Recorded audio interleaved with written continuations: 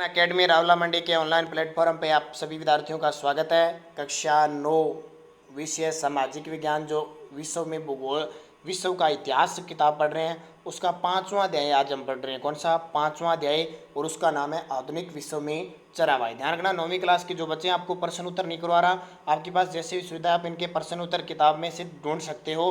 तो सिर्फ आपको पाठ पढ़ाए जा रहे हैं, तो अपना अध्ययन करते रहना। तो आधुनिक विश्व में चरवाहे कक्षा 9 और अध्याय कौन सा? 5वां। तो स्टार्ट करते हैं। पूरा कल हम चौथा पाठ पढ़ चुके हैं। देखिए, पूर्वी गढ़वाल के बंग्याल में चरती भेड़ें, ये देखो पहाड़ी क्षेत्रों में भेड़ें ना जब हरा भरा हो जाता है ना, घास हो जाती है, तब वो चरने चली जाती है। उनके जो ग्वाले होते हैं वो चरवाने जाते हैं। अब देखो, इस अध्याय में हम आप घुमंती चरावाहों के बारे में पढ़े। घुमंती का मतलब घूम फिर के चरा, मतलब चराते हैं, चाहे वो पशुधन कोई भी हो। घुमंतु ऐसे लोग होते हैं जो किसी एक जगह टिक कर नहीं रहते, बल्कि रोजी रोटी के जुगाड़ में यहाँ से वहाँ घूमते रहते हैं। ठीक है। देश के कई हिस्सों में हम घुमंती चरावाहों को अपने जानवरों के साथ आते जाते देखते हैं। अपने गांव में भी आते हैं ना, दूर से कहीं भेड़े चराने के लिए आते हैं। ठीक है, भेड़े चराने के लिए गडरी आते हैं, अपने देखे होंगे। और अपने कई सुनसान जगह होते हैं, वहाँ अपना डेरा डालते हैं 5 दिन 10 दिन, फिर दूसरी जगह चले जाते हैं।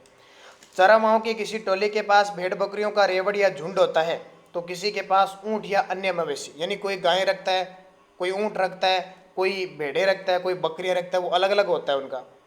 क्या उन्हें देखकर आपने कभी इस बारे में सोचा है कि वे कहाँ से आए और कहाँ जा रहे हैं? क्या आपको पता है कि वे कैसे रहते हैं, उनकी आमदनी के साधन क्या है, उनका अतीत क्या है? चरावाहों को इतिहास की पुस्तकों में विरले ही जगह मिल पाती है। जब भी आप अर्थव्यवस्था के बारे में पढ़ते हैं, फिर चाहे वह इतिहास की कक्षा हो या अर्थशास्त्र की, सिर्फ कृषि और उद्योगों के बारे में पढ़ते हैं। कभी कभार इन कक्षाओं में कारीगरों के बारे में पढ़ने को मौका मिलता है, लेकिन चरावाहों के बारे में पढ़ने लिखने को कोई ज़्यादा कुछ नहीं मिलता, मानो उसकी ज़िंदगी का कोई मतलब न हो। अक्सर मान लिया जाता है कि वे ऐसे लोग हैं जिनके लिए आज की आधुनिक दुनिया में कोई जगह नहीं, जैसे उनका दौर बीत चुका है। हम इस अध्याय में आप देखोगे कि भारत और अफ्रीका जैसे समाजों में चरावाही का इतना महत्व है। क्या आप जानेंगे कि उपनिवेशवाद ने उनकी ज़िंदगी पर कितना गहरा असर डाला है, और इन समुदायों ने आधुनिक समाज के दबावों का किस तरह सम्मान किया है? इस भाग में हम पहले भारत और उसके बाद में अफ्रीका के चरावाहों की ज़िंदगी का अध्ययन करेंगे। अब यहाँ से शुरू होता है घुमंतू चरावाहा और आवाजाही। और सबसे पहले पहाड़ों में, खास करके जम्मू कश्मीर, उत्तराखंड में, इधर अरुणाचल प्रदेश, इनकी बात करेंगे। जम्मू और कश्मीर के गुर्जर बकरवाल समुदाय के लोग भेड़ बकरियों के बड़े बड़े रेवड़ रखते हैं। रेवड़ होती है ना। इस समुदाय के अधिकतर लोग अपने मवेशियों के लिए चरागाहों की तलाश में भटकते भटकते 19वीं सदी में यहाँ आए थे। जैसे जैसे समय बीतता गया वे यहीं के होकर रह गए, बस यहीं बस गए। इसके बाद वे सर्दी गर्मी के हिसाब से अलग अलग चरागाहों में जाने लगे। जाड़ों में जब ऊंची पहाड़ियाँ बर्फ से ढक जाती है, तो वे शिवालिक की निचली पहाड़ियों में आकर डेरा डालते, यानी सर्दियों में तो वो नीचे आके रहते हैं, और गर्मियों में उनके पता लगे बर्फ पिघल गई और सूरज खूब ज़्यादा तप रहा है और घास उग गई, तो वहाँ ऊपर पहाड़ों पर ले जाते हैं बकरी भेड़ों को। ठीक है। जाड़ों में निचले इलाके में मिलने वाली सूखी झाड़ियाँ ही उनके जानवरों के लिए चारा बन जाती है। अप्रैल के अंत तक वे उत्तर दिशा में जाने लगते हैं गर्मियों के चरावाहों के लिए। इस सफ़र में कई परिवार काफिला बनाकर साथ साथ चलते हैं, यानी समूह में इकट्ठे होकर जाते हैं। जैसे ही गर्मियाँ शुरू होती है, जमी हुई बर्फ़ की मोटी चादर पिघलने लगती है। चादर का मतलब ये नहीं चादर है, पूरे पहाड़ पर बर्फ़ ही बर्फ़ होती है, जैसे पूरे पहाड़ को सफ़ेद चादर से ढक दिया हो ऐसे। ठीक है। और चारों तरफ हरियाली छा जाती है। इन दिनों में यहाँ उगने वाली तरह तरह की घास से मवेशियों का पेट भी भर जाता है और उन्हें सेहतमंद खुराक भी मिल जाती है।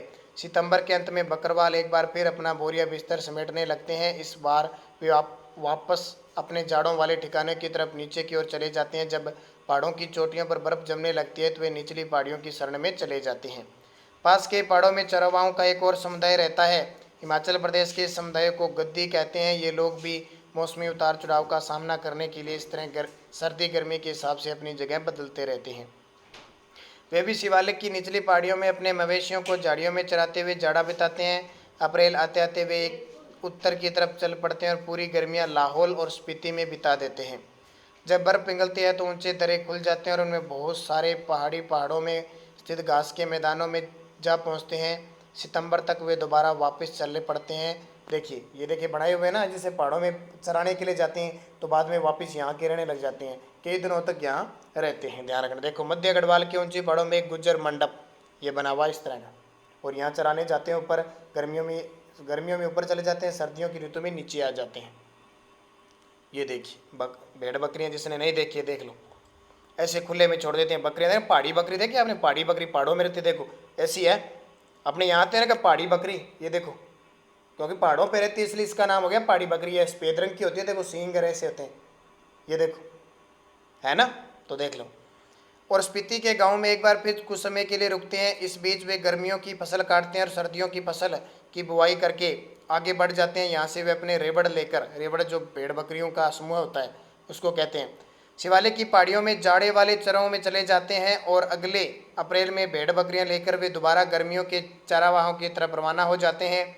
आइए जब जरा और पूर्व की तरफ चलें, गढ़वाल और कुमायूं के गुजर चरावाह सर्दियों में बाबर के सूखे जंगलों की तरफ और गर्मियों के ऊपरी घास के मैदानों बुग्याल की तरफ चले जाते हैं। अब ये बाबर और बुग्याल क्या होता है, देखो बाबर गढ़वाल और कुमायूं के इलाके में पहाड़ियों के निचले हिस्से के आसपास पाई जाने वाली शुष्क व सूखे जंगल का इलाका, और बुग्याल ऊंचे पहाड़ों में स्थित घास के मैदान। और ये देखिए ऊन काट रही है, भेड़ की ऊन है देखो। इनमें से बहुत सारे हरे भरे चरागाहों की तलाश में 19वीं सदी में जम्मू से उत्तर प्रदेश की पहाड़ियों में आ गए थे और बाद में यहीं बस गए। सर्दी गर्मी के हिसाब से हर साल चरागाह बदलते रहने का यह चलन हिमालय के पर्वतों में रहने वाले बहुत सारे चरागाह समुदायों में दिखाई देता है। यहाँ के भोटिया, शेरपा और किन्नौरी समुदाय के लोग भी इसी तरह के चरवाहे थे। ये सभी समुदाय मौसमी बदलावों के हिसाब से खुद को डालते थे और अलग अलग इलाकों में पड़ने वाले चरागाहों का बेहतरीन इस्तेमाल करते थे।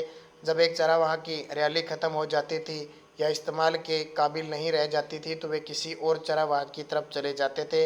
इस आवाजावी से चरागाह ज़रूरत से ज़्यादा इस्तेमाल से भी बच जाते थे और उनका दोबारा हरियाली और ज़िंदगी भी लौट आती थी। फिर आता है, ये तो पहाड़ों में हो गए। अब पठार, मैदान और रेगिस्तान में भी चरागाह होते हैं, वहाँ भी तो चराते हैं। तो वहाँ देखो कैसे है, चरागाह सिर्फ पहाड़ों पे नहीं होते हैं, वे पठारों, मैदानों और रेगिस्तानों में भी बहुत बड़ी संख्या में होते हैं। जैसे दंगर महाराष्ट्र का एक जाना माना चरवाह समुदाय है। 20वीं सदी की शुरुआत में इस समुदाय की आबादी लगभग 6,67,000 थी। उनमें से ज़्यादातर गडरिये या चरावाह थे। गडरिये तो होते हैं जैसे भेड़ चराने वाले, बकरी चराने, चरावाह में पशुओं को चराने वाले सारे आ जाते हैं, जैसे गायें, भैंस, ऊँट है। हालांकि कुछ लोग कंबल और चादर भी बनाते हैं जबकि कुछ भैंस पालते हैं। डंगर गडरिये बरसात के दिनों में महाराष्ट्र के मध्य पठारों में रहते हैं। यह एक अर्ध शुष्क इलाका है जहाँ बारिश बहुत कम होती है और मिट्टी भी खास उपजाऊ नहीं है। चारों तरफ सिर्फ कंटीली झाड़ियाँ होती है। बाजरे जैसे सूखी फसल के अलावा यहाँ कुछ और नहीं उगता। मानसून में यह पट्टी डंगरों के जानवरों के लिए एक विशाल चरागाह बन जाती है। अक्टूबर के आसपास डंगर बाजरे की कटाई करते हैं और चरागाहों की तलाश में पश्चिम की तरफ चल पड़ते हैं। करीब महीने भर पैदल चलने के बाद वे अपने रेवड़ों के साथ कोंकण के इलाके में जाकर डेरा डाल देते। कोंकण है ना, महाराष्ट्र और गोवा के बीच है।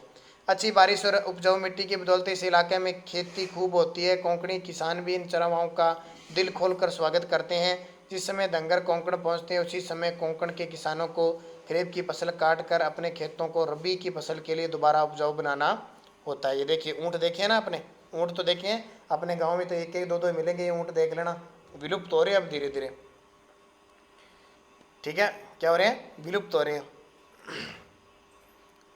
तो ये बाकी की कहानी अपने अगले वीडियो में बढ़ेंगे। देखिए सारी चीज़ें इस प्रकार इनको दी हुई है। तो पठार मैदान यहाँ तक पढ़ लिया, इससे आगे जो चीज़ें हैं ना अपने कल पढ़ेंगे।